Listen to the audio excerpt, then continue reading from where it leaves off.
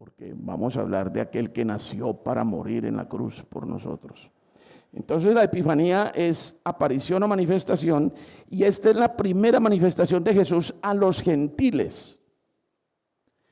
Era una festividad muy importante para la iglesia primitiva, muy importante. Es más, todavía las iglesias cristianas de Oriente celebran la visita de los magos, de los reyes, y no tanto el nacimiento el 24. Esta era la fiesta importante para ellos, su verdadera Navidad. Bien.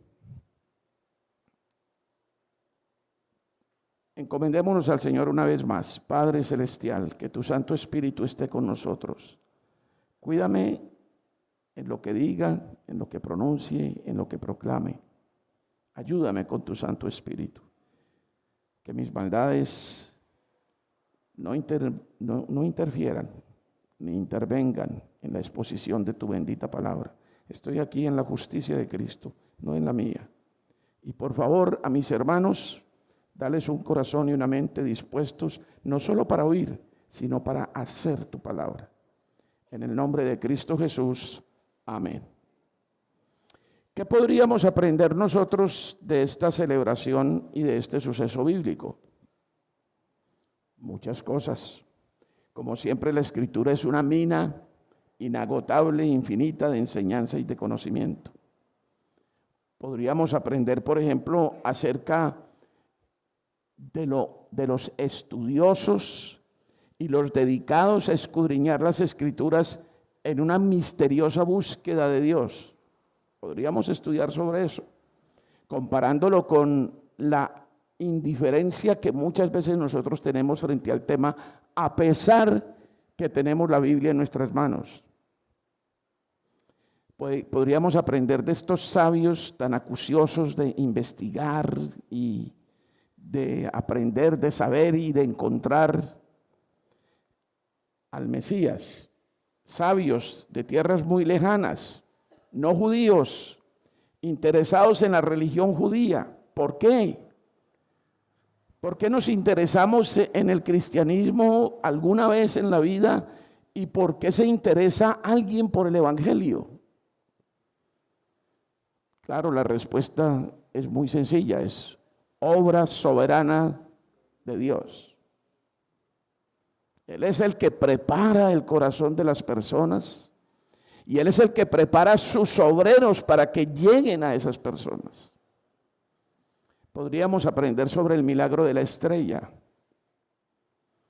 Y no vamos a especular aquí que eran planetas alineándose o que era un eclipse o que eran los astros. No. Este es un fenómeno milagroso porque la estrella guió a los magos y se posó sobre la casa donde estaba el niño. Esto no es un fenómeno natural, esto no es algo que ocurre o que estaba por ocurrir. No, esto es obra de Dios y podríamos hablar mucho sobre eso. También es impresionante en este relato la ignorancia y la paranoia del rey Herodes respecto del Mesías. Tuvo que llamar a los escribas y comenzar a pedirles que investigaran dónde iban a ser el Mesías.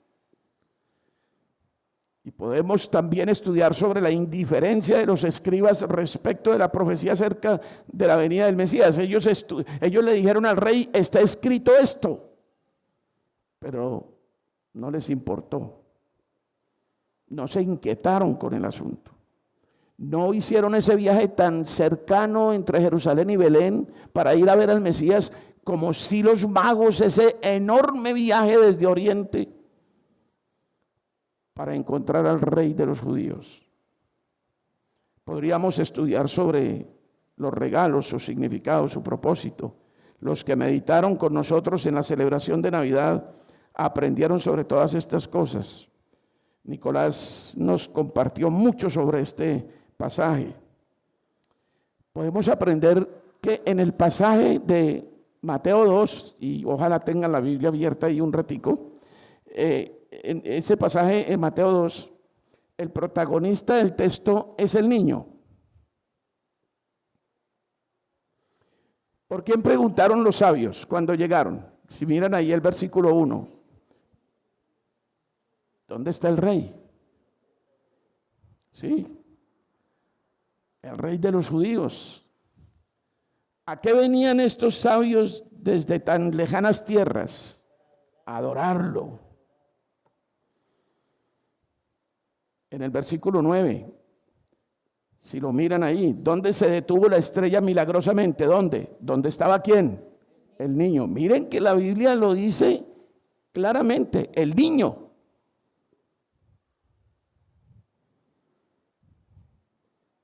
Cuando entraron en la casa, en el versículo 11, la atención de ellos se la robó ¿quién?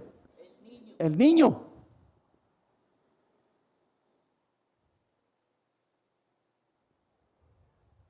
Ahí estaba su madre, pero el protagonismo, los magos pusieron los ojos en el niño, no en la madre. Y del padre no se dice nada aquí, del padre putativo. No se dice nada. Seguramente estaba trabajando porque le tocaba ganar el pan de cada día. ¿Y qué hicieron ahí en ese mismo versículo 11? ¿Qué hicieron cuando vieron al niño? Hicieron 3 cosas. La primera, se postraron. La segunda, lo adoraron. Y la tercera, le ofrecieron regalos valiosísimos.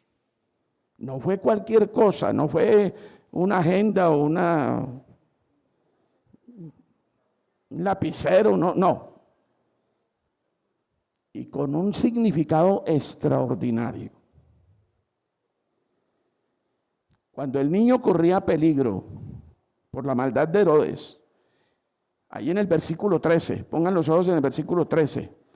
¿De quién habló en primera instancia el ángel mensajero con José? ¿De quién habló primero? Del niño. Toma al niño. Y cuando el peligro pasó y el ángel le anunció a José que podía regresar, ¿de quién habló primero? Ahí en los versículos 19 y 20. ¿Quién? ¿De quién? Del niño. El protagonista aquí era el niño rey, el Dios recién nacido. ¿Cómo debemos recibir y contemplar esta historia de los sabios que adoraron al niño en Belén? Lo debemos recibir con asombro, con afecto, con sana emoción, con profunda reflexión. Nosotros nos emocionamos cuando nace un niño en nuestro hogar y en nuestra familia. Cuando nacieron nuestros hijos, no cabíamos de la emoción. ¿Cuánto nos emocionamos nosotros frente a la historia del nacimiento del Rey de Reyes y el Señor de los Señores? Ahí es donde cobra significado celebrar la Navidad. Gracias a Dios, esta Navidad aquí en la iglesia fue muy especial. Muy especial. Hubo mucha meditación sobre el misterio de la encarnación. Y eso me alegra, eso me alegra. Ya no hubo tanto énfasis en otras cosas. Y tenemos que seguir en esta lucha para que el tiempo de Navidad, el tiempo de diciembre, no altere nuestras vidas. No cambie nuestra rutina. No nos lleve a poner la atención en otras cosas, sino que nos lleve a poner la atención en las cosas del cielo. Estamos frente al nacimiento de nuestro hermano mayor. Porque el llamamiento que Dios nos hace es que seamos semejantes a Cristo para que Él sea el primogénito entre muchos hermanos. Cuando Germán Yesid mira a Ana Karina, tiene que decir: estoy casada con una hermana de Jesucristo. Nidia, no se ría, porque cuando usted mire a su esposo, tiene que pensar que está casada con un hermano de Jesucristo. La relación entre nosotros, la comunión entre nosotros es algo que nosotros tomamos muy a la ligera, pero en verdad somos hermanos. Y no solamente entre nosotros, somos hermanos de Cristo. Es que el Padre nos declaró hijos, nos adoptó. La Navidad tiene mucho sentido. La celebración de estos días tiene mucho sentido, pero no hacia el jolgorio, no hacia la distracción, no hacia las cosas de la tierra, hacia las cosas del cielo. Estos magos hacen cipote viaje, yo no sé cuántos kilómetros, algunos lo calculan, pero eso tiene que estar muy lejos porque por lo menos venían de Persia, por allá de Oriente Lejano, buscando al rey. Ahora, mis queridos hermanos, nosotros tenemos al rey entre nosotros. Ya todo el mundo ha oído hablar del rey, especialmente en el hemisferio occidental. Tenemos la Biblia en la mano. ¿Y cuánto buscamos nosotros al rey? ¿Cuánto tiempo le dedicamos a investigar, a escudriñar, a inquirir en la palabra para buscar los tesoros que trae esta historia de la gran promesa del pacto que es Cristo Jesús? No olviden nunca lo que Cristo dijo en su oración sacerdotal. Esta es la vida eterna, que te conozcan a ti, el único Dios verdadero, y a Jesucristo, a quien has enviado. Da mucho pesar, yo siempre me pongo en el lado de la crítica, pero esa crítica primero es para mí. Da mucho pesar. ¿Cómo invertimos nuestra vida en intereses tan terrenales? Y siempre dejamos en segundo plano los intereses celestiales. Siempre. Y yo no creo que esto sea solamente un pensamiento mío, porque el autor de Hebreos les dijo a los hebreos muy claramente: ustedes ya deberían ser maestros. Y todavía están chupando leche. Cada domingo vienen por el tetero. Y se van muy contentos después del tetero calientico. Pero ¿qué de lo sólido? Todavía con los rudimentos, todavía con bautismos, todavía peleando por cosas que no tienen ninguna esencia en la historia de la salvación.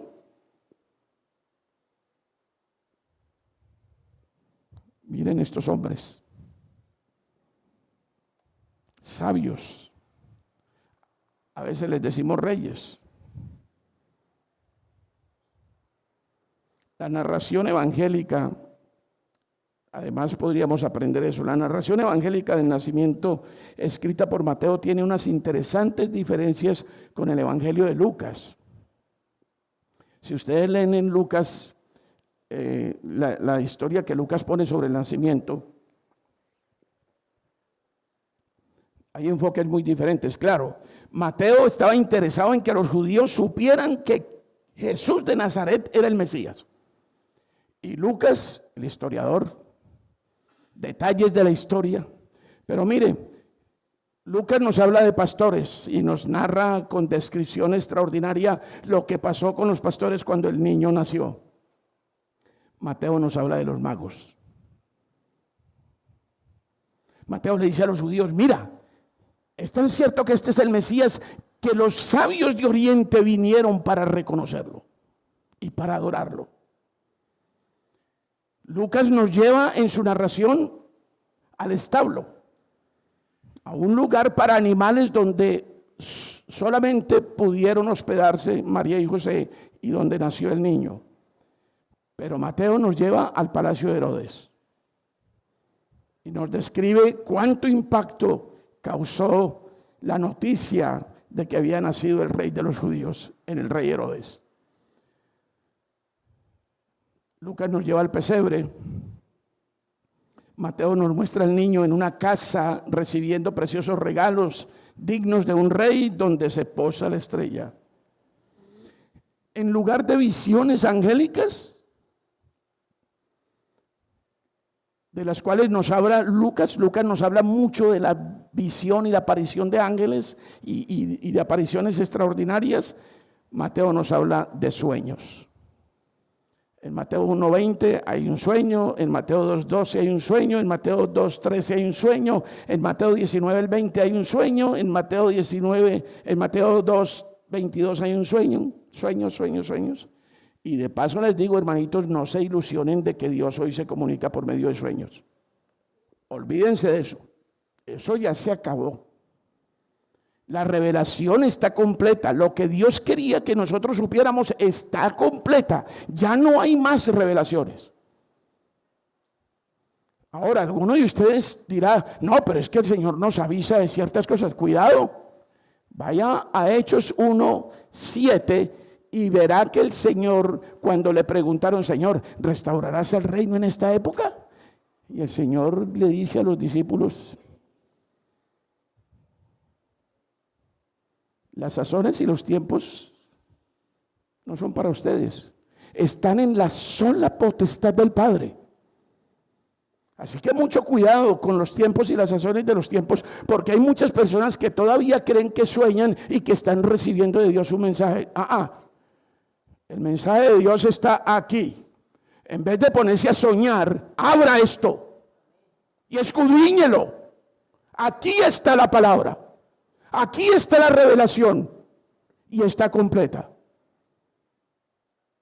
Y coma temprano para que no sueñe mucho. Porque hoy en día el Señor no usa esos medios para revelación. En estos últimos tiempos nos ha hablado por el Hijo. Y no menciona más nada. En los tiempos antiguos muchas veces por medio de los profetas, pero en estos últimos tiempos por el Hijo. Y todo lo que dijo el Hijo, ¿dónde está? Y hay del que le añada o le quite.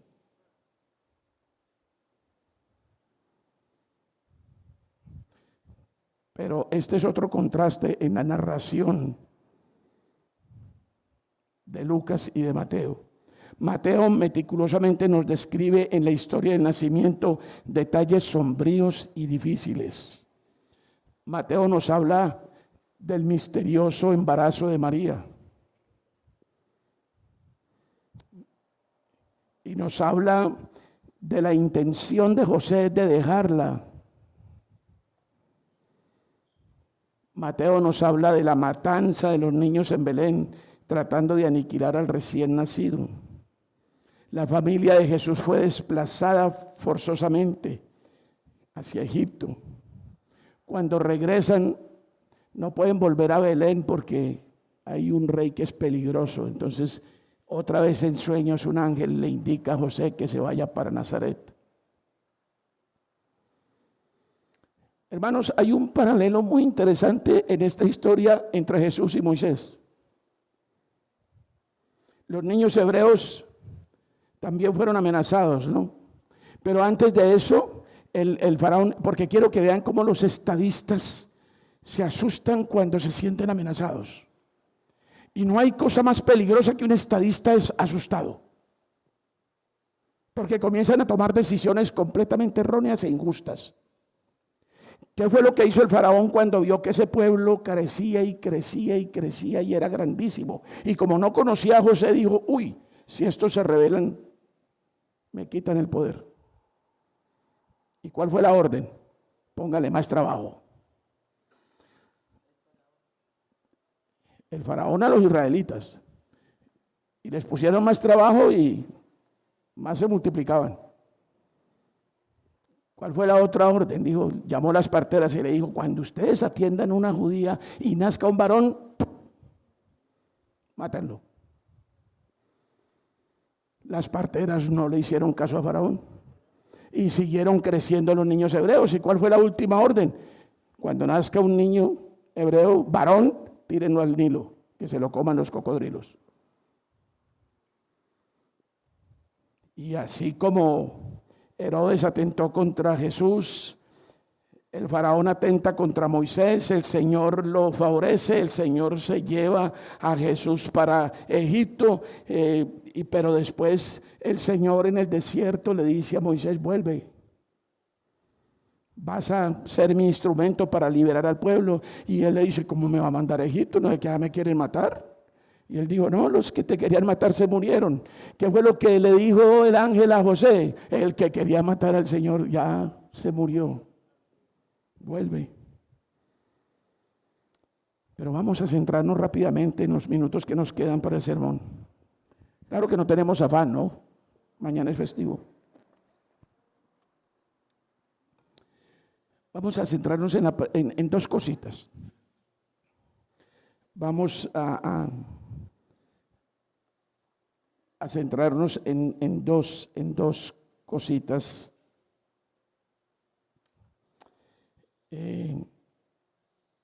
Y la primera es en el rey.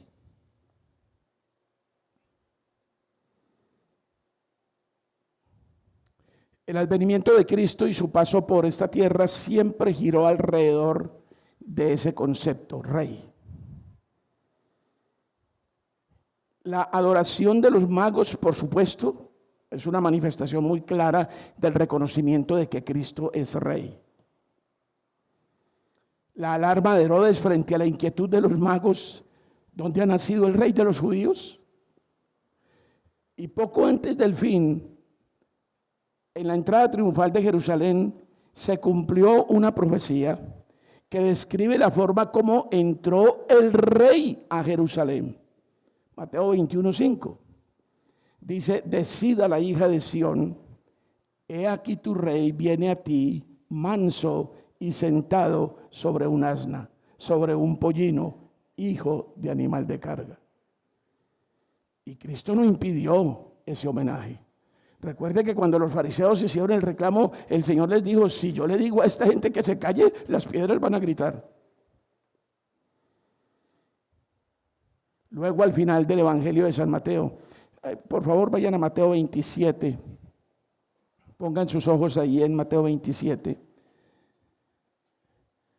¿Cuál fue la pregunta que le hizo Pilatos a Jesús? ¿Eres tú el rey de los judíos? Y Jesús le respondió: ¿qué? Tú lo dices. Tú lo dices. Vayan al versículo 29. Al versículo 29.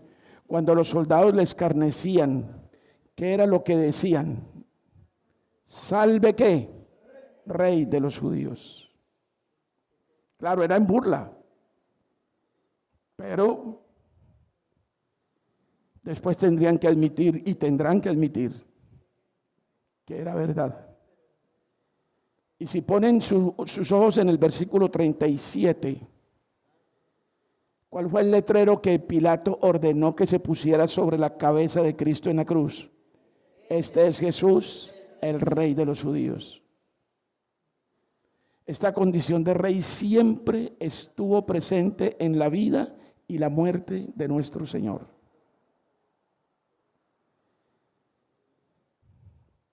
La historia del pacto de gracia termina en el cielo con la proclamación gloriosa y excelsa de Cristo Rey. Vayan a 1 de Timoteo 6:15. 1 de Timoteo 6:15. Y por favor, ayúdenme a leer. Ayúdenme a leer.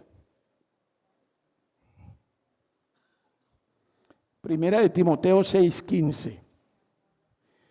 Vamos todos, vamos. La cual...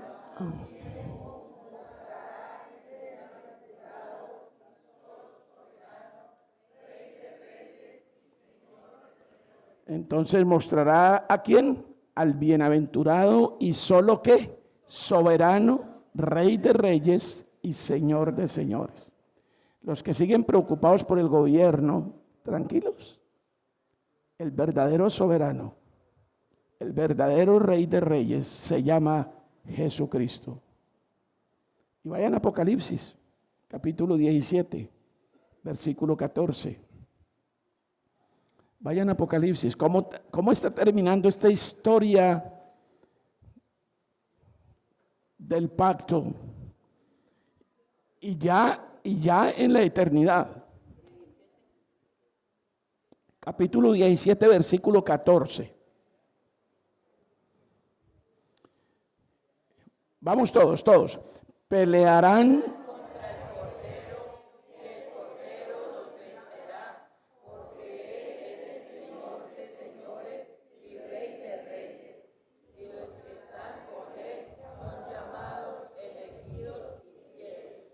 ¿Usted está con Él?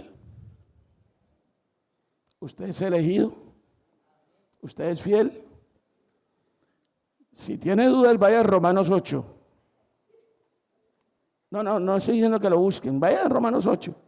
a partir del versículo 28 hasta terminar. Vaya y lean y mediten bien en eso, porque allá especialmente el versículo 30 dice, y a los que predestinó, a estos también llamó. Oiga, llamó. Y a los que llamó, a estos también que justificó. Y a los que justificó, a estos también que glorificó. Es decir, fieles. Vayan a Apocalipsis 19.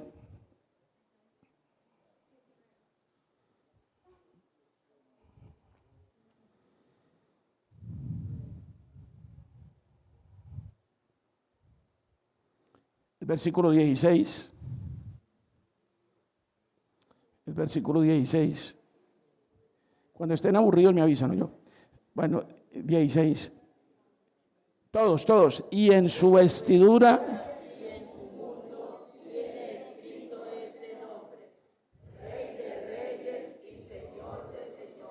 Hermanos, no les quepa la menor duda, Jesucristo reina. No tenemos que esperar a que se acabe el mundo para que Él empiece a reinar. Está reinando, es rey, ha sido rey.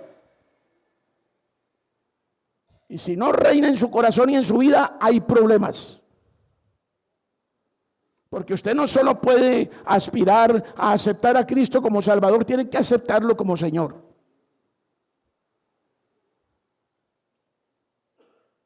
Es el único Señor, no hay otro. Espero que piensen en esto y que lo mediten muy bien. Y el otro tópico, para darle remate a mi sermón, que quiero proclamar hoy, es el hecho de los gentiles. ¿De dónde venían los magos?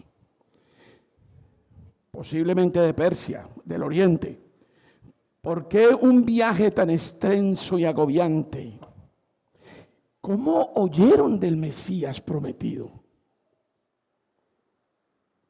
Sí, vieron su estrella. Pero hablando de la estrella, vamos a analizar una profecía muy interesante en el Antiguo Testamento. Vamos al libro de los Números. Libro de los Números, o otros dicen número. Vamos al libro de Número, capítulo 24, versículo 17.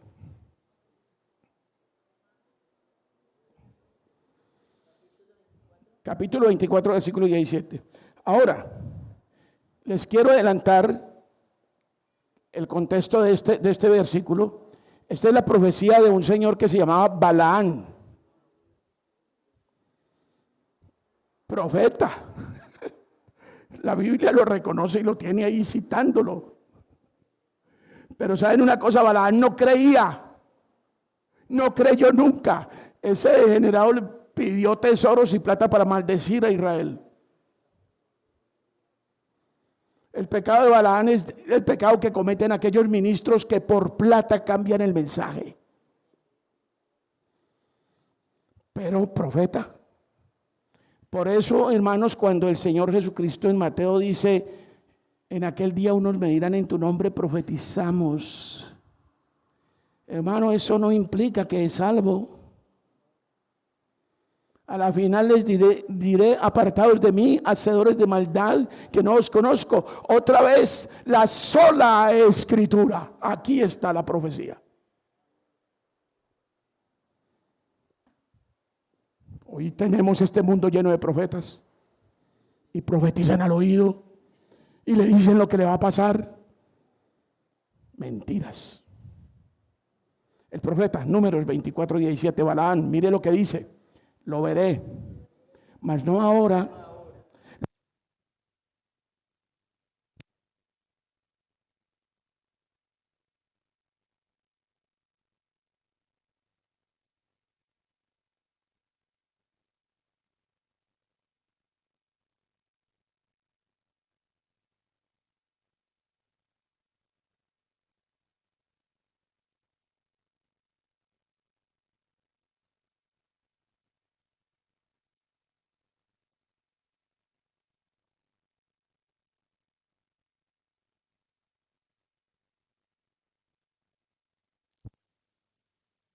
Ok. Por eso, los que dicen que la estrella, que fue una alineación de planetas, que fue un fenómeno, no sé qué, olvídate. Estaba profetizada la estrella. profecía pronunciada por un gentil. Además, Balaam, de no ser un creyente, era un gentil, no era judío. Esto de los gentiles tiene que ponernos a pensar.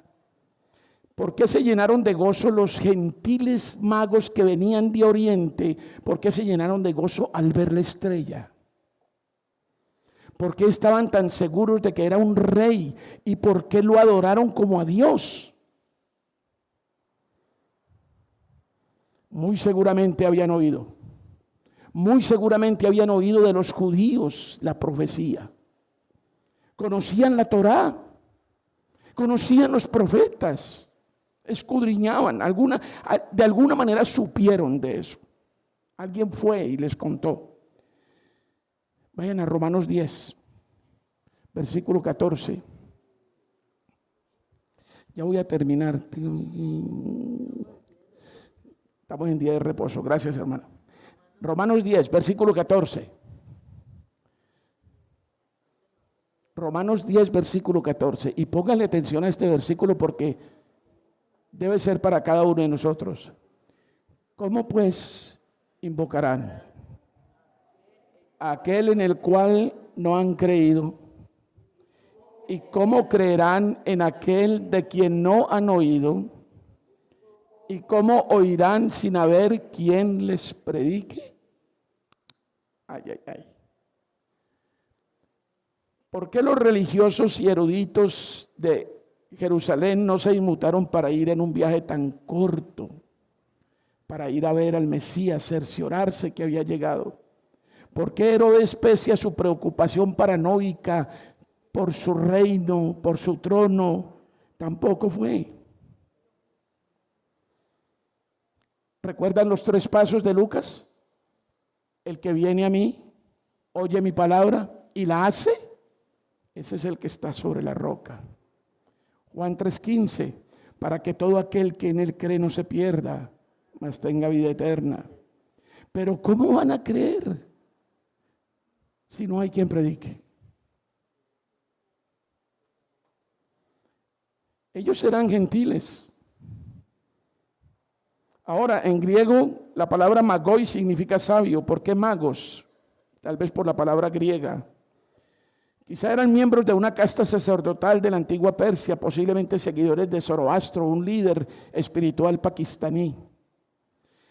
¿Por qué en otros textos se les llama reyes?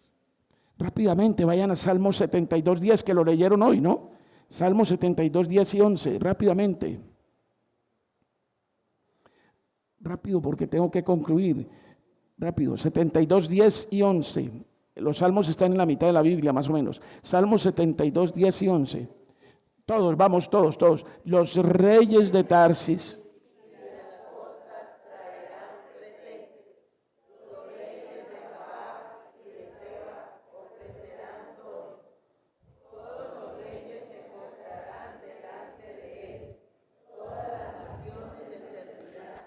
Vayan buscando Isaías 66. Yo no sé por qué nosotros nos olvidamos cuando estamos interpretando la Biblia o cuando estamos leyendo la Biblia, que todo ha sido decretado por Dios desde la eternidad. Isaías 76. Algunos pensarán, ay, qué bueno, esos reyes se inventaron los regalos. No, eso estaba escrito. Eso estaba anunciado. Isaías 66. Todos, por favor. Isaías 66. Todos. Multitud de camellos.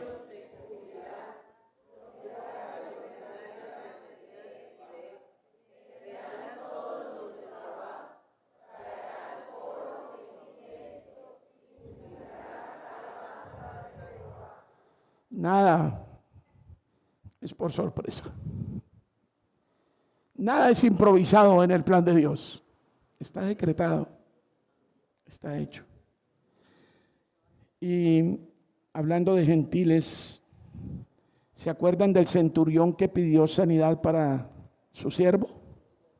El Señor Jesucristo, que dijo, asombrado frente a la fe de ese hombre, no he visto fe en Israel como la de él. hablando de otro gentil, el centurión en el Monte Calvario, cuando vio que se oscureció, que tembló, que Cristo expiró, ¿qué fue lo que dijo? En verdad este era el Hijo de Dios. La mujer cananea, aquella que fue tratada como perrito, y ella humildemente dice: sí, Señor, soy un perrito, pero los perritos podemos comer de las migajas que caen. Y el Señor también alabó su fe. Otro gentil, el etíope evangelizado por Felipe. Otro gentil, el centurión Cornelio, que envía por Pedro en Hechos 10. Y otra muy interesante, Lidia, la vendedora de púrpura. Ustedes todos saben de memoria la gran comisión, ¿sí o no? Mateo 28 dice: id y haced discípulos a todas las naciones. Eso equivaldría a decir, sin temor a alterar la palabra de Dios: id y haced discípulos entre los gentiles y adoctrínenlos, que yo estaré con ustedes en esta labor todos los días hasta el fin del mundo. Hermanos, en Vanguardia hay miles de gentiles. En Villavicencio hay miles de gentiles. En Colombia hay millones de gentiles.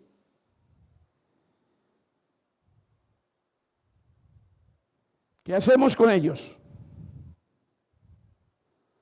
En Hechos 13:48 dice que los gentiles, oyendo esto, se regocijaban y glorificaban la palabra del Señor, y creyeron todos los que estaban ordenados para vida eterna. Y en Lucas capítulo 15 versículo 17 dice: os digo que si así habrá más gozo en el cielo por un pecador que se arrepiente que por 99 justos que no necesitan arrepentimiento. ¿A usted le gustan las fiestas? Vaya con el evangelio a los gentiles. Vaya con el evangelio a los pecadores, porque cada vez que uno se convierta hay fiesta en el cielo. Santiago 5:20 te dice: sepa que el que haga volver al pecador del error de su camino salvará de muerte un alma y cubrirá multitud de pecados. Hermano, yo quiero lanzarles hoy un reto. Quiero lanzarles hoy un desafío. Y es que empecemos a mirar a los gentiles de Villavicencio. En el mes de noviembre vamos a tener una gran conferencia misionera en esta iglesia. Y yo quisiera que cada uno de ustedes en esa conferencia misionera me presentara a su gentil convertido. Uno solo. Uno solo. Comience a orar por su gentil. Dígale a Dios que se lo muestre. Comience a pedirle a Dios que le prepare el corazón a su gentil. Dígale al Señor que lo prepare a usted para hablarle con sabiduría a su gentil. Compártale el evangelio, disipúlelo y tráigalo aquí en noviembre o antes si es posible. Alguno me podrá decir: pastor, yo estoy sobrado, he traído 4. Pues traiga otro. Tenemos metas de crecimiento y tenemos que crecer. Recuerde que estamos esperando que Cormacarena nos retire la acusación de que estamos en la margen del río, para que podamos tumbar esa pared y ese rancho y ampliar este salón y llenarlo. Ahora eso lo hará Dios con su gracia y su amor, pero necesita que alguien vaya, necesita sus pies para ir a los gentiles y hablarles. Los magos hicieron kilómetros y kilómetros y kilómetros, y los judíos que fueron allá hicieron kilómetros y kilómetros para hablar de su mensaje. Tenemos la orden. Vamos a cantar un himno antes de terminar el sermón. Todavía no he terminado, pero vamos a terminar ya. Solamente el himno y un versículo más y terminamos. Vamos a cantar Un reto nos aguarda. No está en los himnarios, pero por favor, nosotros no cantamos para pasar sabroso. Hay mucha gente que dice, ay, me encanta tal iglesia porque la alabanza, y qué encantadora y qué... Un momentico. Usted canta por la convicción de su corazón de que conoce a Dios y lo glorifica por lo que Él ha hecho. Entonces póngale sentido a la letra de los himnos, piénselos, medítelos, escúchese a usted mismo. Y la alabanza entonces cobrará sentido. Un reto nos aguarda, todos vamos a cantarlo y luego un versículo y terminamos.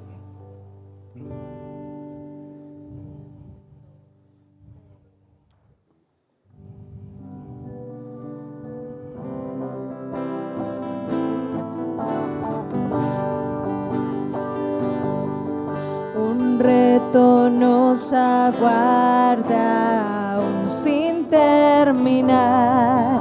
Tarea no pequeña nos mueve a despertar. Nosotros que te amamos, postrados en tu altar, un voto renovamos, tu nombre proclamar. Donde hay otros señores que engendran el temor y con pujante fuerza difunden el error, sin alguien que descubra su gran necesidad, innumerables almas van a la oscuridad. Es nuestra la misión, llevar la redención. Su nombre trae la salvación, pues Cristo es el Señor. Portamos hoy la llama de otros que al pasar murieron proclamando que Cristo vivo está. Es nuestro su mensaje, la misma comisión que inflama nuestro anhelo, que rinde el corazón. Es nuestra la misión, llevar la redención. Su nombre trae la salvación, pues Cristo es el Señor. Oh Padre que sustentas, oh Salvador de amor, Espíritu que inspiras con celo abrumador, defiéndenos del miedo, aviva la pasión, tu salvación llevemos al mundo con fervor. Es nuestra la misión, llevar la redención. Su nombre trae la salvación, pues Cristo es el Señor. Es nuestra la misión, llevar la redención. Su nombre trae la salvación, pues Cristo es el Señor. Es nuestra la misión, llevar la redención. Su nombre trae la salvación, pues Cristo es el Señor. Amén. Amén. Es nuestra la misión, llevar la salvación, porque Cristo es el Señor. Busquen en sus Biblias Isaías 52:7. Isaías 52:7. Cuando lo encuentre, póngase de pie. Vamos a leerlo todos, pero como se lee en esta iglesia, al unísono, palabra por palabra, oyéndonos los unos a los otros, y luego viene la doxología y terminamos. Isaías 52:7. Vamos a leerlo todos con entusiasmo, con fuerzas, con convicción, con certeza. Isaías 52:7. ¿Estamos listos? Bien, vamos todos. Cuán hermosos